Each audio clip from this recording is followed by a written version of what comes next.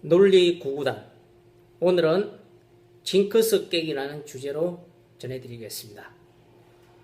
박근혜 대통령이 징크스 사례를 하나 더 추가했습니다.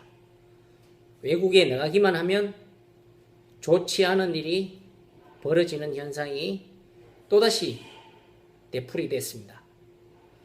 박 대통령의 중남미 순방 중 사실상 국내에서 대통령을 대행하는 국무총리가 전격 사의를 표한 것입니다.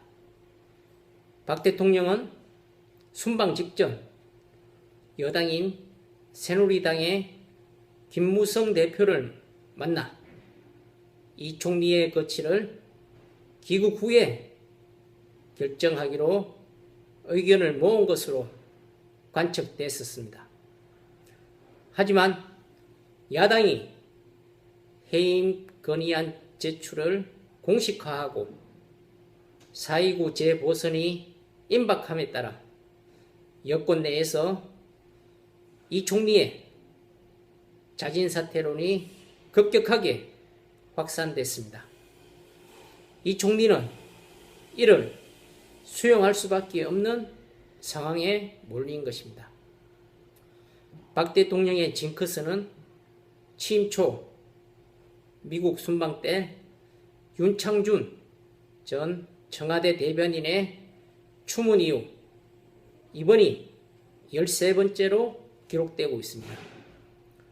지난달 중동 순방 때는 마크 리퍼트 주한 미국 대사가 서울 시내 한복판에서 피습을 당하는 초유의 일이 벌어지기도 했습니다. 징크스 행진이 언제까지 이어질지 관심이 계속 모아질 것으로 전망됩니다.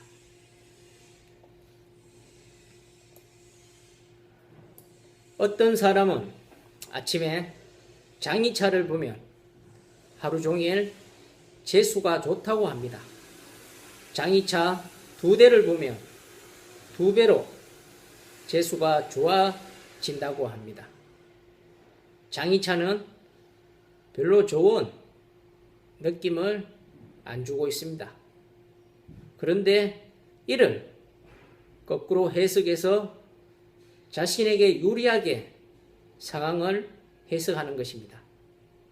이 사람은 주위에서 이러한 얘기를 듣고 정말로 그렇게 여긴다고 합니다. 어느 기업체에 근무하는 직원은 시계를 보면서 4시 44분이 나오면 기분이 안 좋고 그날 재수도 없는 것 같다고 말하기도 했습니다. 또 다른 기업체에서 일하는 한 부장급 간부 직원도 예전에 이러한 경험을 했다고 합니다. 쉽게 접할 수 있는 생활 속 터부입니다. 스스로 한계를 지우고 그 한계에 자신을 올감해 허우적거릴 때가 있습니다. 잘못된 사회적 인식을 과감히 바꿔서 자신에게 유리하게 해석하는 용감한 사람도 있습니다. 징크스를 깨는 것입니다. 여러 사안을 곱씹어 보면 재미있는 일이 적지 않다고 합니다. 특히 한계를 지우고 그 한계에 노예가 되지 않고 에너지를 창조적인 곳에 쏟아붓는 사람이 있습니다. 이를 통해 개인과 조직의 발전이 이뤄지는 것으로 결과적으로 해석되기도 합니다. 이상 센서블 뉴스에서 전해드렸습니다.